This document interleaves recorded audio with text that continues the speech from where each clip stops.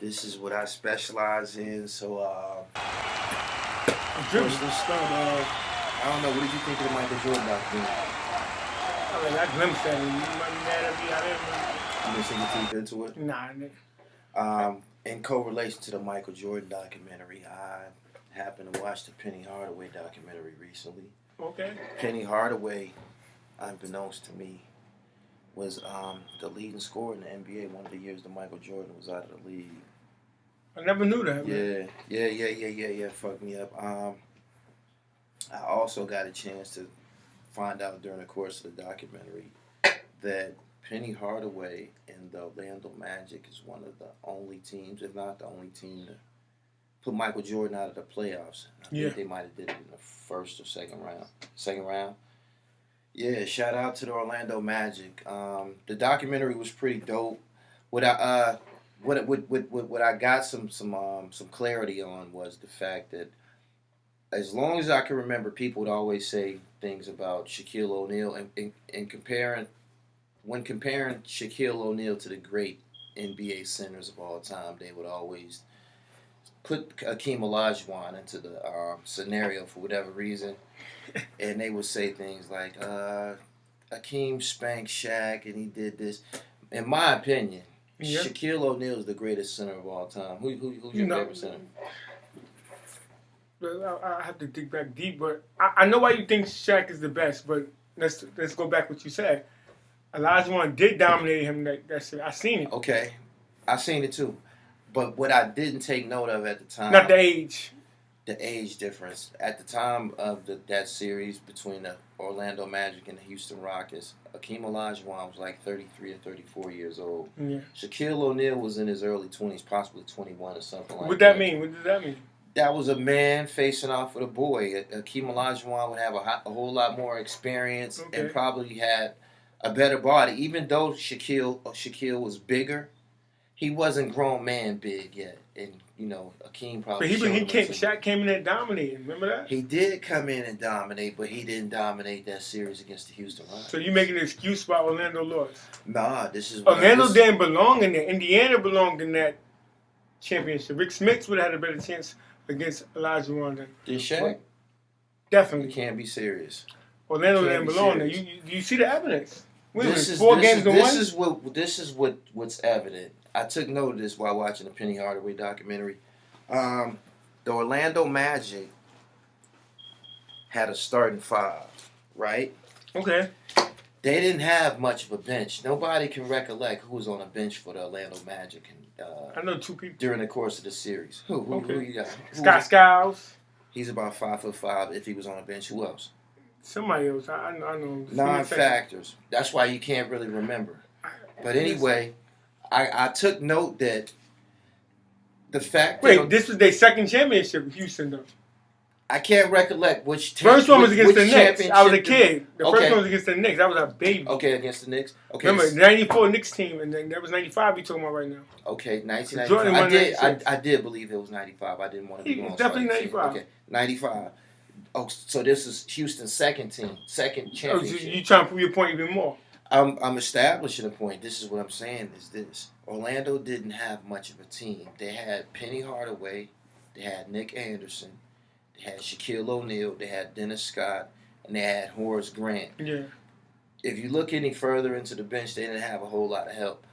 When you check out the Houston Rockets, this team that they were matched up against, they had AKEEM Olajuwon, Mario Elie, Kenny the Jet Smith, Robert Horry, Vernon Maxwell, Clyde the Glide Drexler, and Sam Cassell. Did they blow them out every game? They didn't blow them out, but the point that I'm trying to establish is that they were way more talented as a team and way more long-winded than Orlando Magic. They should have they should have swept them. They beat them 4-1, right? I can't recall exactly. So now they were well deserving of an ass. So now you understand when Indiana got cheated in 7 games against Orlando. How'd they get cheated? The refs. Go back on YouTube. And Reggie Miller and them, they would have beat Houston that year. They had a better team.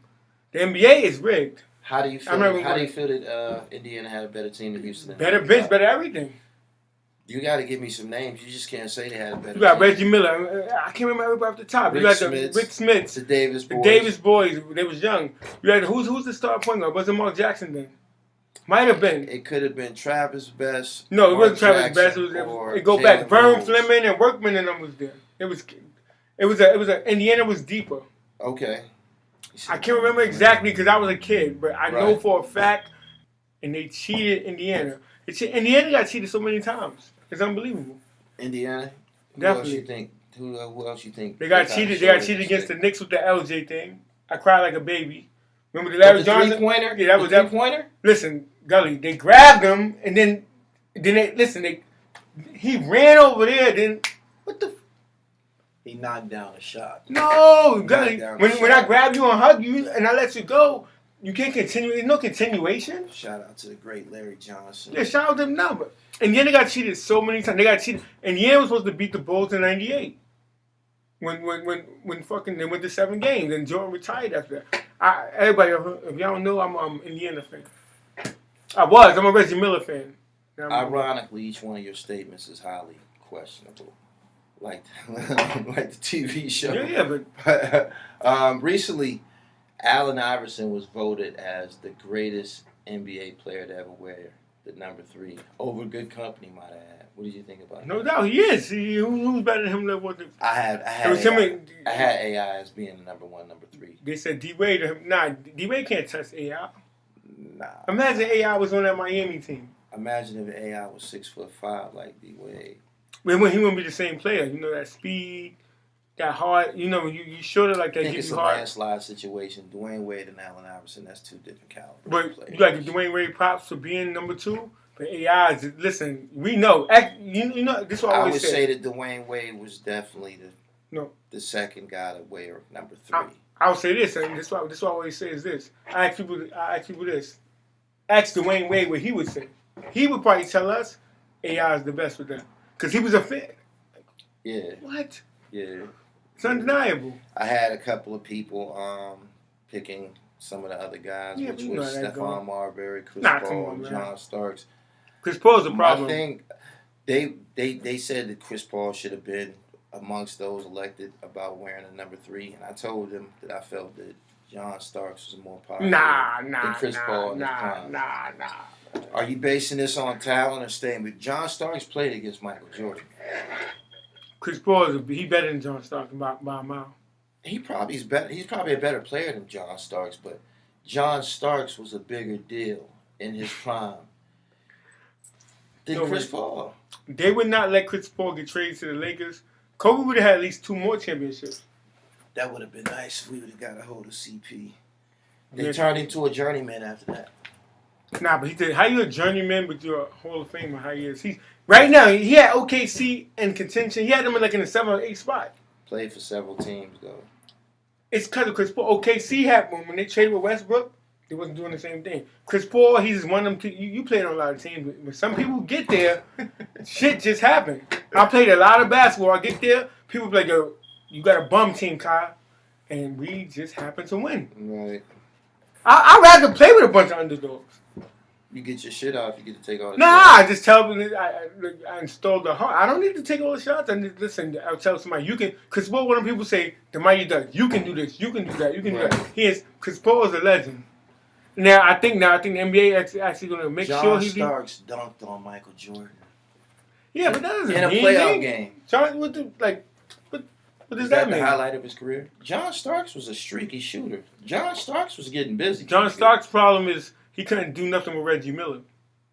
And Reggie Miller was, every time you saw John Starks play against Miller, he had like 9 points. I think he would lose his composure. He had butted Reggie Miller before, right? Yeah, what kind of shit is that? He was hot. He was Instagram before Instagram. I like the Starks.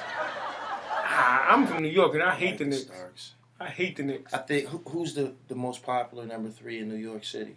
I don't know. I don't like the Knicks. Marbury. I don't like Marbury better, man. Marbury better. I don't like the Knicks. I don't like the Nets. None of them. I'm a Laker fan. Who you like?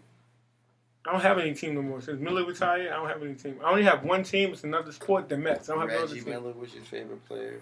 Definitely. Michael Jordan's the greatest, but Miller was my favorite. I think he deserved to win. That's different. Reggie Miller. No, but you can't deny his game. Reggie didn't play no defense. Did he play a little D? No, they had to play D on him. His job was to run. Listen, he never stopped moving on screens. Yeah. And what I like about him too, he would kick when he shoot a shot, and then you hit his leg, and they call. He an ill dude, man. What you think about the current state of basketball with the COVID-19 situation? It abbreviated the season when my Lakers was running away with the title. I think your Lakers got screwed over, man. Definitely They're not gonna win. We was the hottest shit at the time, right? Yeah, they're not gonna win. Hottest my shit at my the pick, time. y'all, is the LA Clippers. I have a lot of reasons. Explain. First of all, Kawhi Leonard is the best player in the NBA. KD not playing right now. He don't like that. Then they got listen, they out for revenge. They're seeking blood, and you cannot let them get to the finals. They're gonna beat whatever. Prior to. Yeah, and Doc Rivers is the best coach in basketball, and my man Lou Williams, he's a fireball. Great points. From Philly, right? Nah, Lou Williams is from Atlanta, I think. Right from Atlanta. All right. Yeah. He played in Philly. Played for Sixers, right? Okay. In regards to your whole situation about this LA Clipper thing, before the season was called due to the COVID-19 situation, the Lakers reeled off 2 great wins in the same week against the Los Angeles Clippers and the Milwaukee Bucks, where Giannis was considered to be one of the front runners in the MVP rating. He's still going to win it. Who?